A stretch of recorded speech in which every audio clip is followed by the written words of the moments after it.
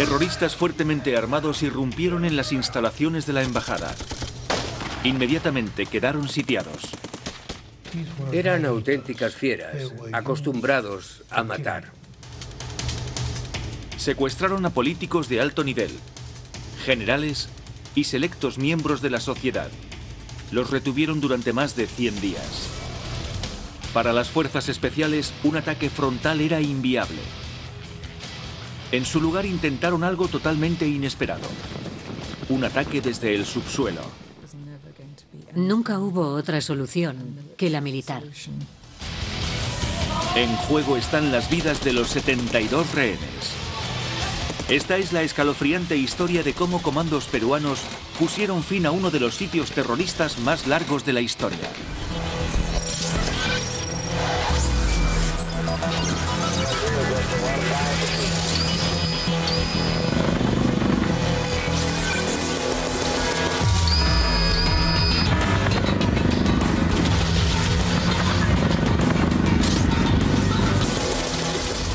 Operaciones secretas. El sitio de la Embajada de Japón.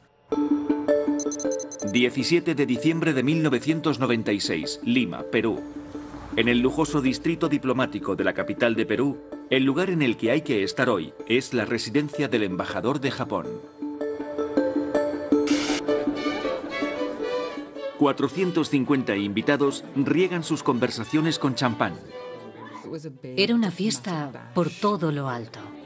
Todos los invitados eran prominentes personajes de Perú. Infinidad de invitados. Entre ellos diplomáticos, empresarios y miembros de la familia presidencial.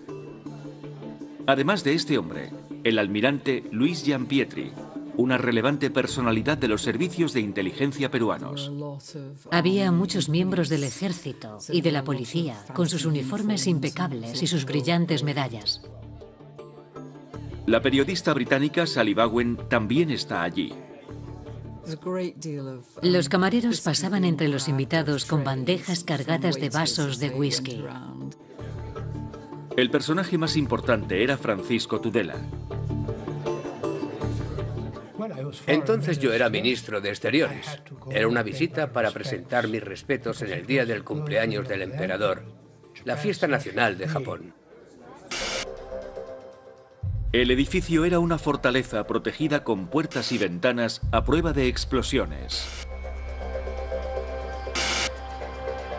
Una valla de 3,5 metros rodeaba el complejo, vigilada por un anillo de policías y vigilantes que protegían las entradas y las salidas. La seguridad era lo último que preocupaba a los invitados.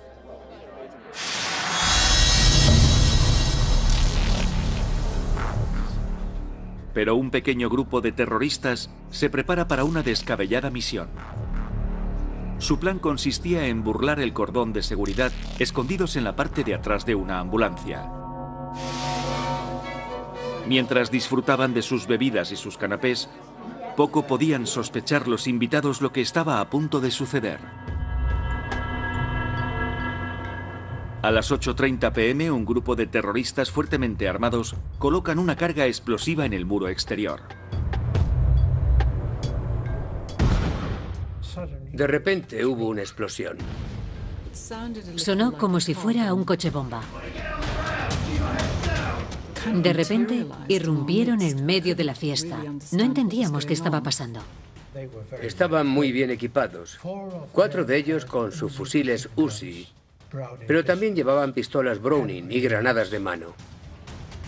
Los terroristas abrieron fuego contra los guardias en el exterior del edificio. Los invitados corrieron a protegerse. Nos disparaban por todas partes. Había tiros tanto fuera de la residencia como dentro, por los terroristas que habían entrado. Por supuesto, mi objetivo era proteger a mi mujer. Y no voy a mentir, protegerme a mí mismo. Me tiré al suelo. El tiroteo se intensificó. Varias personas se metieron debajo de las mesas. Era aterrador.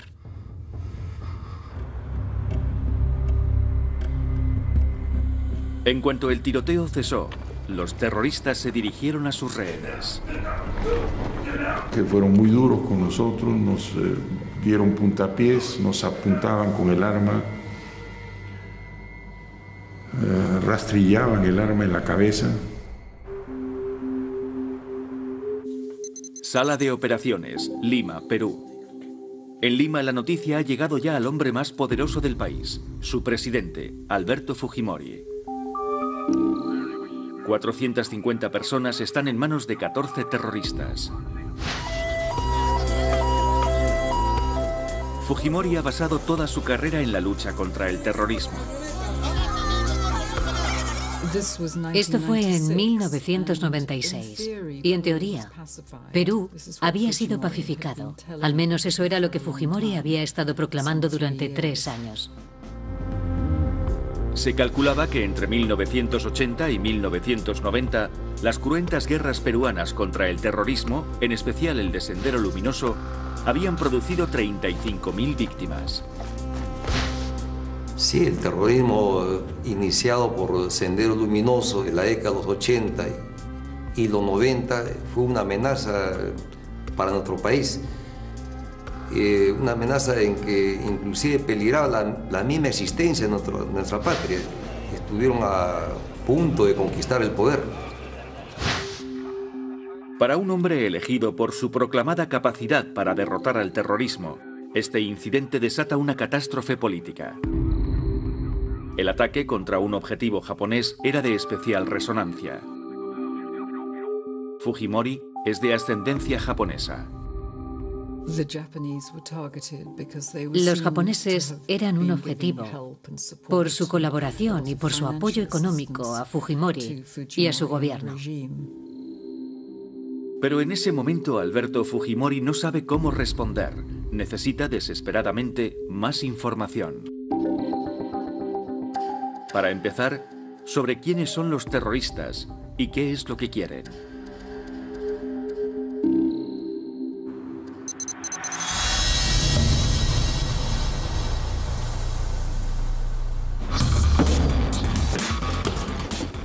En la residencia del embajador japonés, los rehenes militares se arrancan sus insignias y medallas en un intento desesperado por ocultar su identidad. En el exterior, las autoridades tratan de abrirse camino a tiros. El tiroteo se prolongó unos 20 o 25 minutos. Arrojaron gas lacrimógeno. Pero los terroristas estaban preparados.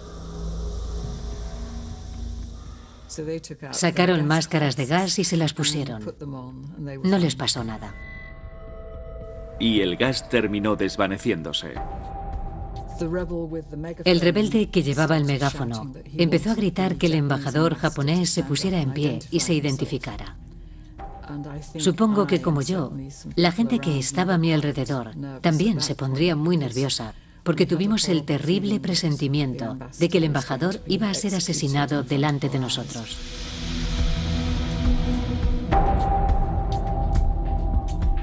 El embajador japonés Morihisa Aoki se vio obligado a tomar el megáfono y a pedir a la policía que se replegase. A eso le siguió una calma tensa. 21 a 15 horas, sala de operaciones. En la sala de operaciones de Alberto Fujimori, el presidente hace una primera valoración de la situación. Para lo que requiere a su ayudante de confianza, Vladimiro Montesinos, jefe del Servicio de Inteligencia Nacional de Perú, OSIN. Montesinos, un experto abogado que defendió en los tribunales a Fujimori contra cargos de corrupción, era ahora su mano derecha, el solucionador del presidente. Lo de Vladimiro Montesinos era conocido por todo el mundo, pero realmente nunca lo vimos. Su influencia en el gobierno era extraordinaria. Era los ojos y los oídos de Fujimori. Montesinos reúne una unidad antiterrorista de élite, los comandos peruanos.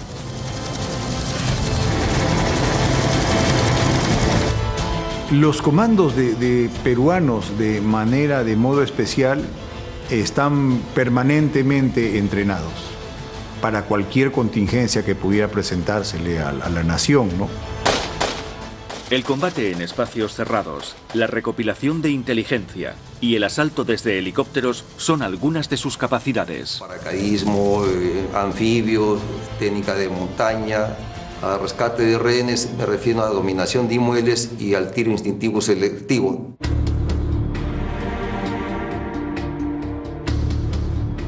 Los generales José Williams Zapata y Luis Alartrista Rodríguez no tardan en recibir la llamada de Montesinos. Yo estaba trabajando en la primera brigada de fuerzas especiales. Pasaron por televisión lo que ocurría en la residencia de la Embajada de Japón. El problema era considerable. Mi reacción fue ordenar a quienes tienen la responsabilidad que se preparen. Montesinos y los comandos empiezan a valorar las opciones. Descartamos la posibilidad del aire, ¿no? De los paracaídas, alas delta u otro tipo de aproximación, porque perdíamos sorpresa, perdíamos secreto, no era posible. Los generales Williams Zapata y Alartrista Rodríguez tenían que encontrar otra vía. Entretanto, en la residencia del embajador, los rebeldes colocan trampas en las entradas y por el perímetro de la casa. Convierten la residencia en una fortaleza. Y solo entonces revelan sus identidades. Uno de los rebeldes que estaba a mi lado cogió un megáfono y nos gritó que nos echáramos al suelo si no queríamos que nos volasen la cabeza. Somos el MRTA. El MRTA, Movimiento Revolucionario Tupac Amaru, es un grupo rebelde comunista de infame reputación en Perú. El MRTA estaba especializado en secuestros, eran muy violentos y habían matado ya a muchas personas. Secuestraban bastantes empresarios para extorsionarlos, sacarles dinero y también entraron al asesinato selectivo. El terrorista que comandaba el asalto era también el líder del grupo, Néstor Zerpa Cartolini. Nacido en Lima en los 50, Zerpa había sido un político radical que había terminado tomando las armas. Era un hombre psicópata. Era un tipo muy sanguinario. Zerpa pretendía que el secuestro de rehenes diera publicidad al movimiento. Inmediatamente identificó a la periodista inglesa Sally Bowen como alguien que puede resultarle de utilidad. Se mostraba sereno, contenido. Permanecía en un pequeño despacho junto al vestíbulo de la residencia. Le preguntamos qué perseguía, por qué estaba haciendo esto. E inmediatamente nos dijo que su demanda era que los prisioneros políticos del MRTA fueran puestos en libertad. Zerpa exige la liberación de 400 prisioneros políticos, incluida su propia pareja, y una gran suma de dinero. Pedían también un cupo de guerra, que le llamaron, de aproximadamente 6 millones de dólares. Y el cambio de modelo económico, era un chantaje que querían hacerle al gobierno. Zerpa también quería reunirse con el presidente y si sus demandas no se satisfacían, asesinaría a rehenes.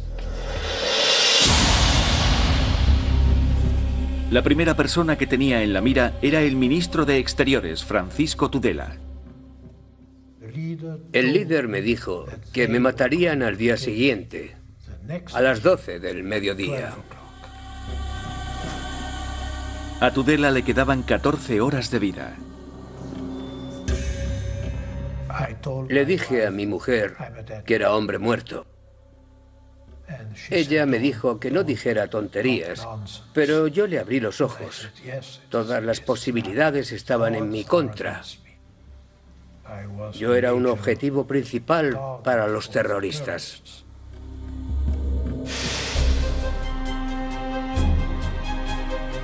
Afortunadamente, uno de los rehenes actuó. Michel Minin era negociador para la Cruz Roja con experiencia en varias zonas de guerra. Supongo que pensaría que el embajador necesitaba ayuda. Fue un gran alivio que Michel Minin interviniera. Minin no tarda en convencer a los captores para que liberen a algunos rehenes. Creo que hizo una labor magnífica. Michel explicó claramente a Zerpa, el jefe de los terroristas, el enorme beneficio para su causa que tendría que se atuviera a las convenciones de guerra.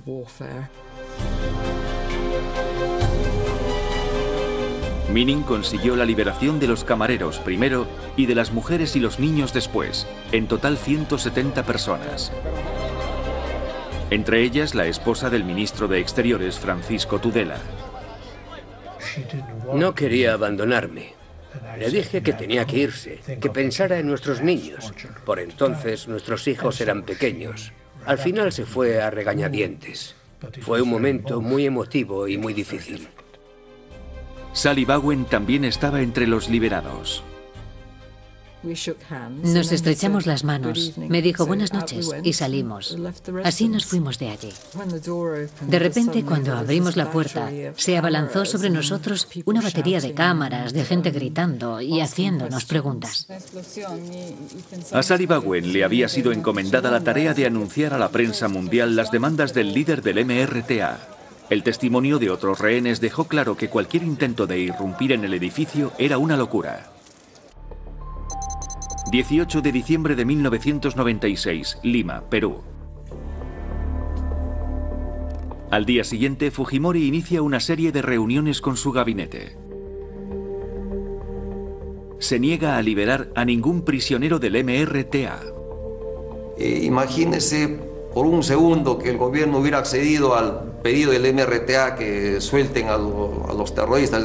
Al día siguiente no nos hubiéramos habido otro grupo terrorista. Sendero Luminoso solamente tomaba otra embajada, un colegio y pedía lo mismo, ¿no? Entonces esto hubiera sido inmanejable.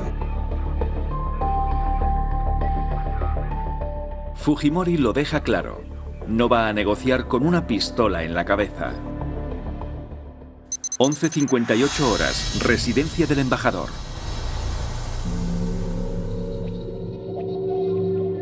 Para Francisco Tudela, la firmeza de Fujimori es su sentencia de muerte.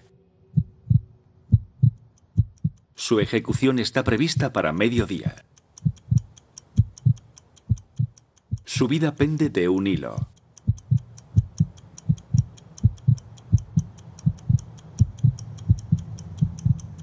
La hora se acerca.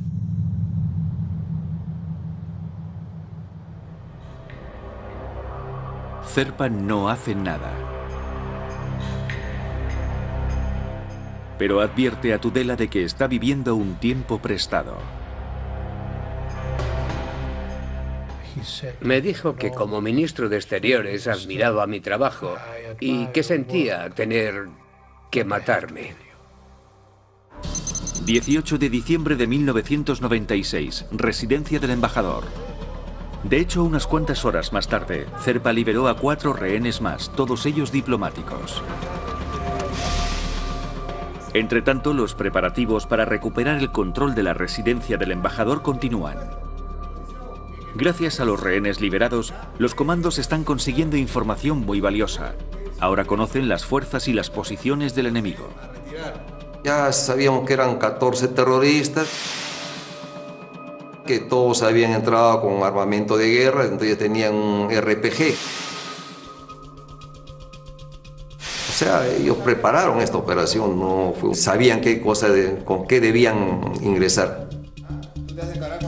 Estudian una maqueta a escala del complejo en busca de una vía de entrada. Un ataque frontal es inviable. La única manera de abordar la operación es intentar algo totalmente inesperado. Un ataque desde el subsuelo.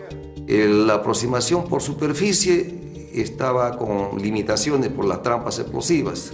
Entonces salió la idea de ir por abajo, por túneles, bajo tierra, ¿no?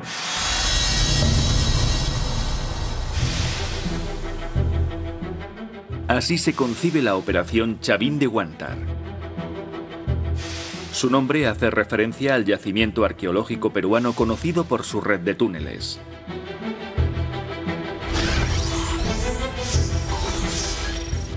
El plan consiste en excavar bajo el complejo a 3 metros de profundidad.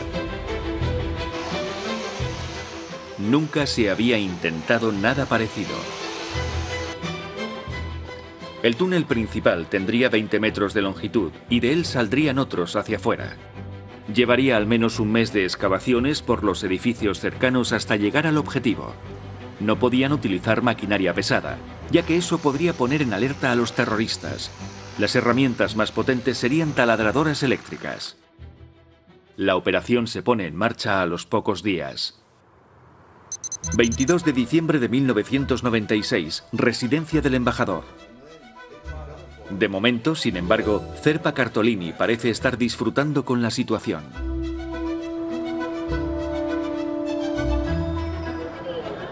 A finales de diciembre, como gesto de buena voluntad, coincidiendo con las Navidades, libera a más personas, en total 225, con la esperanza de copar los titulares. Durante mucho tiempo, la sensación fue que en la guerrilla estaban ganando la batalla de la propaganda. Parecían mostrarse abiertos y dispuestos al diálogo con el gobierno peruano. Mientras que por parte del gobierno peruano el silencio era absoluto. Mientras las autoridades mantenían sus cartas ocultas, los terroristas disfrutaban de su recién adquirida fama. Todos tenían un afinado sentido de la publicidad. Sabían que los fotógrafos y los cámaras necesitaban imágenes.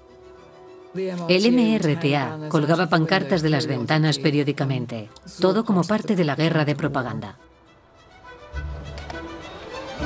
Tras 15 días de asedio, el día de Año Nuevo de 1997, el MRTA atestó un inteligente golpe de propaganda. Se produjo un acontecimiento muy llamativo. Algunos de los fotógrafos y cámaras recibieron permiso para entrar en las instalaciones y grabar imágenes del exterior de la residencia. La puerta de entrada se abrió y Zerpa invitó a todo el mundo a entrar. Así que los reporteros entraron y pudieron hacer fotos a los miembros de la guerrilla. Yo hablé con la prensa extranjera cuando entraron en la embajada el día de Año Nuevo. La idea de Zerpa era transmitir la sensación de que luchaban limpio, de que la guerrilla respetaba la Convención de Ginebra. Enero de 1997, residencia del embajador. A pesar de su falsa calma, el asedio se hace interminable. Para los desafortunados que siguen dentro, la vida se sume en una extraña rutina.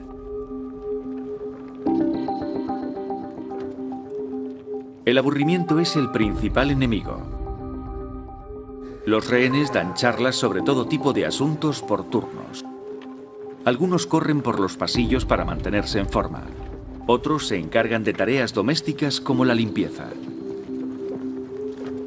Primero, sorpresa, temor, angustia, cólera, pero llega un momento en que uno asimila todo eso y entra en una etapa de ordenar sus cosas y al final lo que quiere es que se termine sí o sí. Por la noche, los rehenes tienen que dormir en el suelo. Está frío, abarrotado. La atmósfera está muy cargada. Difícil dormir así, de esa forma, porque uno no se acostumbra mucho. Para el almirante Gianpetri, la noche es el momento para reflexionar. Era el momento en que yo era dueño de mis pensamientos. Había silencio, podía reconstruir lo que había pasado en el día.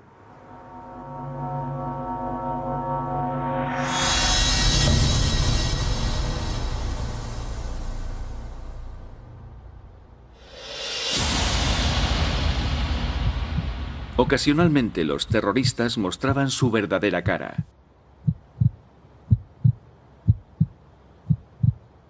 Francisco Tudela lo experimentó en sus propias carnes. Se me ponía un terrorista a cada lado. Me apuntaban con las armas a la cabeza y apretaban el gatillo. Entonces oí el clic. La cámara vacía. La sensación la recuerdo como una mezcla de miedo y alivio. Finales de enero de 1997. Después de 4 semanas de asedio, aún quedan 72 rehenes en el interior. Pero con ninguna de las demandas de Zerpa satisfechas, el sitio se estanca en un punto muerto. Al líder de los terroristas le inquieta la falta de progresos. La presión empieza a hacer mella en él.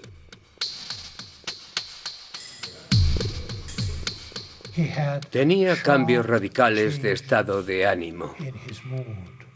De repente se ponía muy nervioso y era violento. Y entonces, a las pocas horas, lo veías tranquilamente durmiendo. Y luego se levantaba agobiado. Se llevaba las manos a la cabeza. Se asomaba a la ventana a respirar. Y el ciclo comenzaba de nuevo. Y otra vez se ponía violento.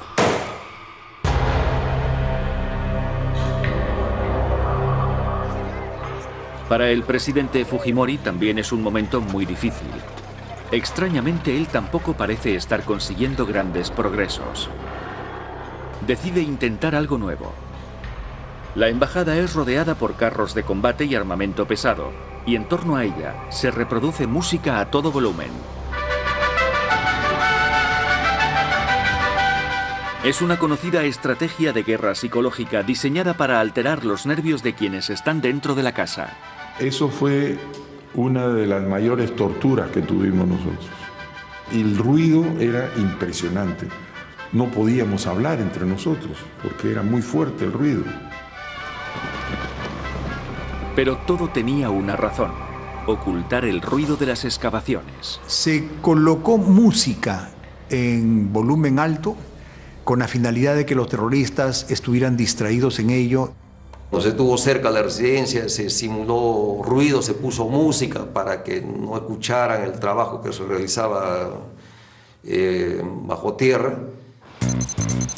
Febrero de 1997. Para mayor distracción, Fujimori finge estar iniciando una vía diplomática. Fujimori parecía afanarse en consultas para conseguir asilo para los terroristas. Su equipo de negociadores hablaba a diario con los secuestradores. Indudablemente ninguno de nosotros quería una operación militar. Nosotros pretendíamos una solución que nos permitiera salir vivos. Fujimori viaja a Londres para ver si allí dan asilo al MRTA. Toda la situación era muy confusa. Parecía haber actividad a muchos niveles distintos. Febrero de 1997.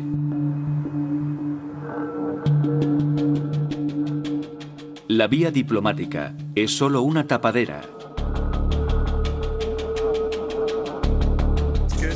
Con ella pretenden ocultar sus verdaderas intenciones.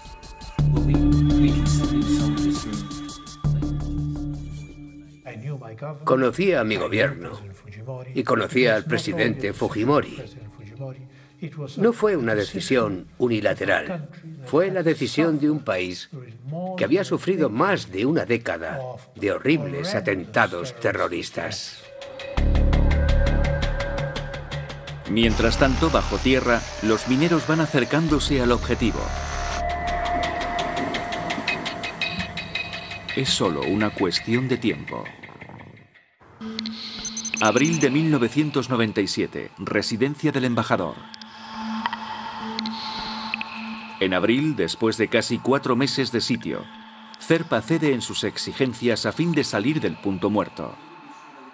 Reduce el número de prisioneros del MRTA para los que pide excarcelación de 400 a 20. Para entonces el verano está a la vuelta de la esquina. La temperatura en el exterior alcanza los 26 grados. Para los secuestradores y sus rehenes en el interior, el tiempo de asedio empieza a pasar factura. Las autoridades peruanas han cortado los suministros de agua y electricidad. Las condiciones empiezan a ser infrahumanas. Insoportable. Sin agua corriente, sin electricidad, sin higiene. Con el agua cortada, los inodoros rebosan. Los baños colapsaron muy rápido. Mucha gente tenía el colon nervioso. O sea, el olor era muy fuerte. Pero las condiciones insufribles formaban parte del plan del ejército. Era la manera de obligar a los terroristas a recurrir a los recursos del exterior. Esto fue a propósito para poder manejar este aspecto de que ellos recibieran víveres. La única fuente de provisiones y agua era la Cruz Roja, que hacía entregas periódicas a la casa. Los equipos de la Cruz Roja Internacional entregaban comida todos los días, así que entraban y salían diariamente de la residencia.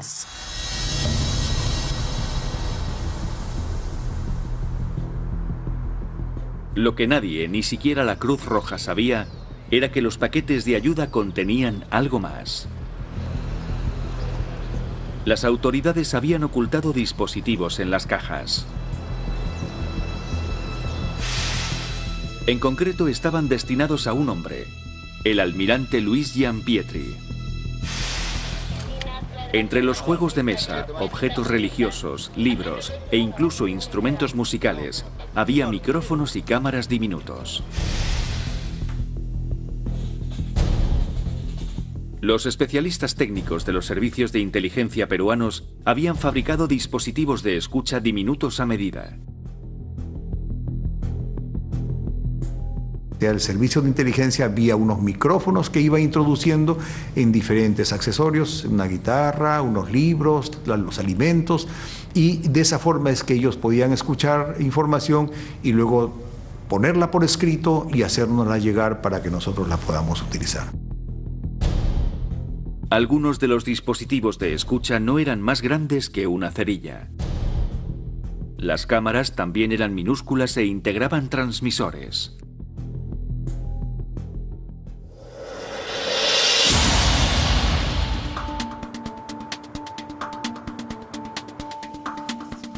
A lo largo de las semanas que duró el asedio se introdujo la asombrosa cantidad de 800 micrófonos. A hurtadillas, el almirante Luis Giampietri los colocó estratégicamente con la ayuda de otros rehenes. Los micrófonos no solo eran para escuchar, también le permitían comunicarse con los comandos. El hablar por los micrófonos no fue una cosa fácil, fue muy complicada. El mantener el secretismo con el resto de los compañeros también fue muy complicado. Y tenía que hacerlo porque yo no sabía si alguno de ellos no estaba de acuerdo con lo que yo estaba haciendo. Para ocultar su misión, le fue enviada una Biblia con un micrófono escondido. Él leía páginas en alto. El MRTA pronto dejó de prestarle atención, achacándolo a desvaríos de un hombre desquiciado. Pero con cada oración, Giampietri dejaba caer datos esenciales de inteligencia. Sabíamos que él era FOE de nuestra Marina, conocía, vamos a decir, el mismo idioma, por decir un término, de los comandos, y era el más indicado para que sea nuestro contacto dentro de los rehenes.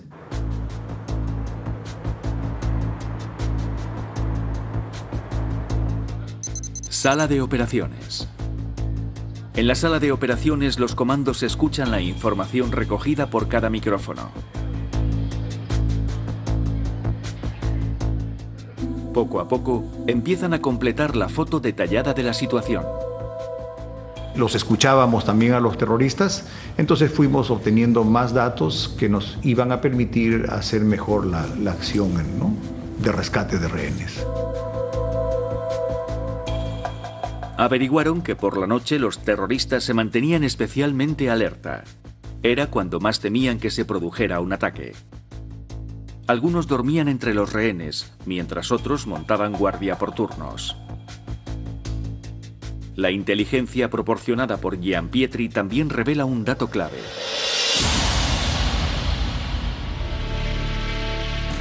Cada tarde, 4 miembros del grupo juegan al fútbol. El amplio salón de la planta baja les sirve de campo. El partido, además, es presenciado por buena parte de los terroristas. Es el momento en el que están más distraídos y son más vulnerables. Uno sin duda, caramba, si están reunidos por medio de 10 o 12 terroristas jugando fulbito abajo en el área del comedor y de la sala, ahí podemos agarrarlos reunidos. El partido de fútbol vespertino era claramente el momento de lanzar el ataque. Los comandos ultimaron los detalles del plan. Cavaron un túnel especial justo debajo del salón. Se decidió también hacer un brazo del túnel bajo el piso de la residencia donde jugaban fulbito.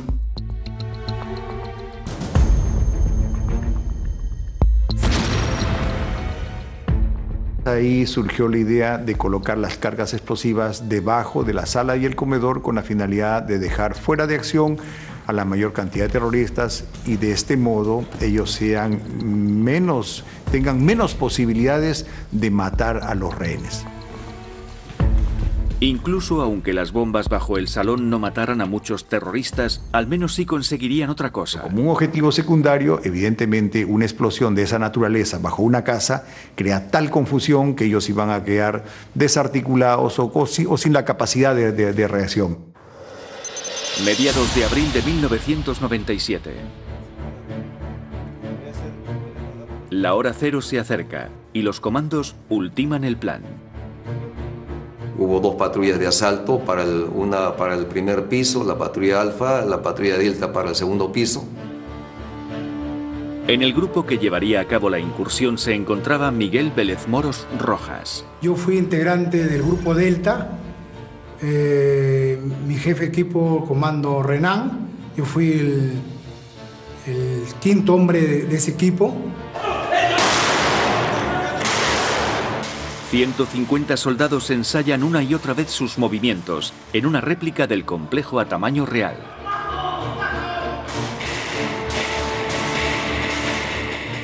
Practican diferentes técnicas de evacuación y prueban distintos tipos de explosivos. Se vio que esta fuera exactamente la carga, no mucho que volara a la residencia, pues vamos a eliminar a los rehenes, ¿no? Ni poco que no hiciera nada. Cuando ya casi están preparados, surge una complicación. Los periodistas que se habían instalado en los tejados de alrededor de la embajada repararon en la cantidad de ruido que venía del subsuelo. De manera que acabamos deduciendo que estaban cavando túneles.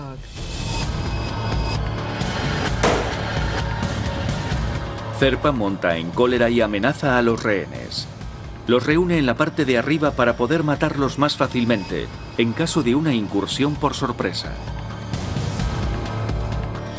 Pone fin de manera terminante a las negociaciones. Pero no se da cuenta de que con ello está precisamente entrando en el juego de Fujimori. Negándose a negociar y a garantizar la integridad de los rehenes, Zerpa le da a Fujimori la excusa para actuar.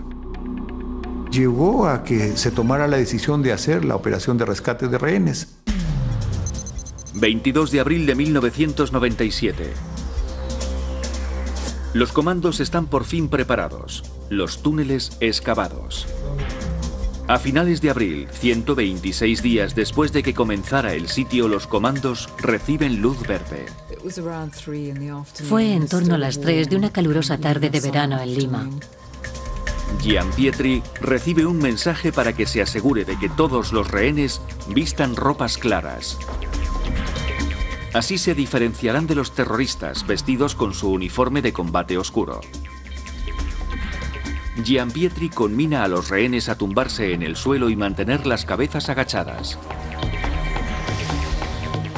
Francisco Tudela es uno de los pocos que sabe lo que está a punto de ocurrir. Yo era una de las 5 personas que conocía la existencia de comunicación entre el almirante Giampietri y el ejército. Así que sabía que el ataque era inminente. Cuando los rebeldes comenzaron su habitual partido de fútbol esa tarde, el almirante Giampietri abrió su Biblia como si rezara, y en susurros avisó a los comandos de que los guardias estaban distraídos. Además, transmitió la confirmación de que todos los rehenes llevaban ropa clara.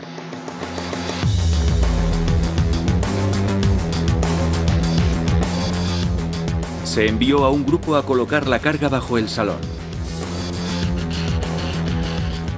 Acaban de dar las 3.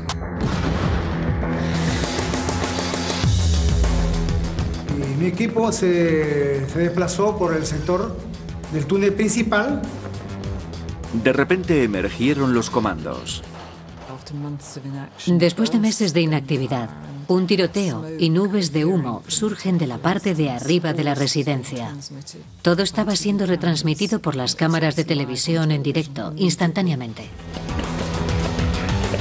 Como estaba planeado, la primera fuerza Alfa irrumpe en la planta baja. Mientras, la Delta llega a la planta de arriba y empieza a buscar a los rehenes.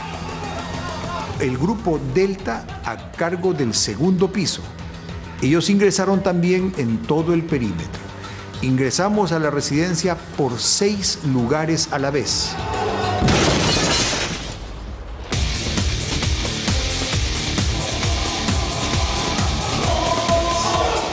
Una segunda incursión lanza el ataque desde la parte delantera del edificio, mientras el resto sube por la pared con escaleras.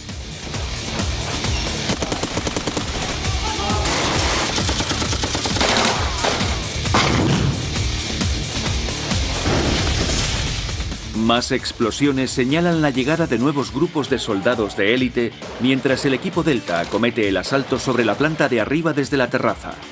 Y comenzaron ellos a evacuar a nuestra voz, ¿no? Evacuar. Se inicia el tiroteo. Los rehenes descienden rápidamente por las escaleras y abandonan la residencia a toda prisa, protegiéndose la cabeza.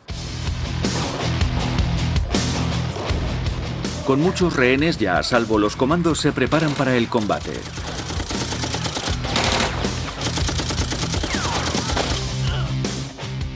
Durante los siguientes 15 minutos, eliminan a los terroristas.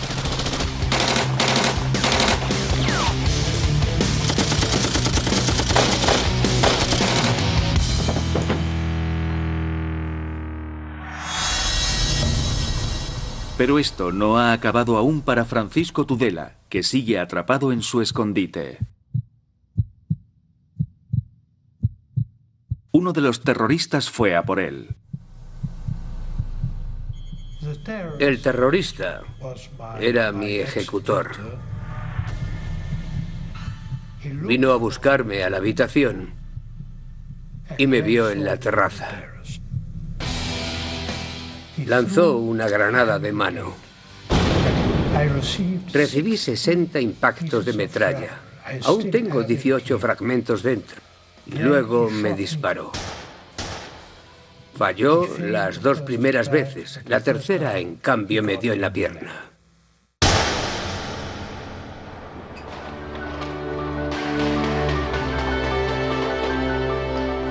A pesar de las heridas, Tudela logra escapar. Recuerdo que vimos a alguien trasladado en camilla. Inmediatamente supimos que era Francisco Tudela, que había sido disparado. Me acuerdo que al llegar a un punto del jardín, el almirante Giampietri me vio y me dijo, ¿estás herido? Y yo le contesté, no, estamos salvados. Estaba exultante de felicidad.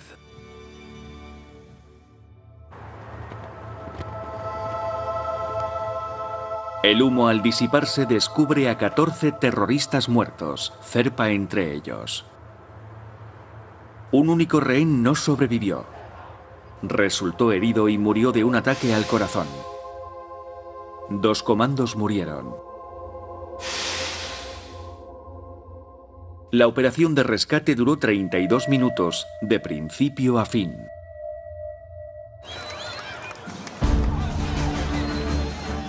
Para el presidente Alberto Fujimori fue todo un éxito. En un último acto de exhibición visitó la casa. Supervisó la retirada de las banderas del MRTA y felicitó a los comandos. Vimos a Fujimori en uno de sus mejores momentos, después de haber corrido un gran riesgo y haberlo superado con éxito. El ataque es considerado una gran victoria. No obstante, si Fujimori y Montesinos creían que eso los iba a convertir en invencibles políticamente, estaban equivocados. Ambos se encuentran actualmente en prisión por penas de corrupción. Aquella incursión sigue siendo motivo de orgullo para aquellos que la protagonizaron. Todo comando aspira a estar en este tipo de eventos. Para mí es un orgullo personal. Yo siempre pienso de que lo hicimos por el Perú, y creo que yo me voy a enorgullecer siempre de haber comandado ese grupo de hombres. Todos los peruanos nos sentimos orgullosos de esta operación, que ha sido un éxito y es calificada como la operación de rescates más exitosa del mundo. El ataque envía un mensaje. Perú no va a tolerar el terrorismo. No se debe negociar con los terroristas. No se debe acceder a sus pedidos. El éxito de la operación Chavín de Huántar significó prácticamente la derrota del movimiento revolucionario Túpac Amaru. Hoy, el terrorismo ha desaparecido prácticamente de Perú y el país disfruta de los beneficios que en buena parte se deben al trabajo de los comandos.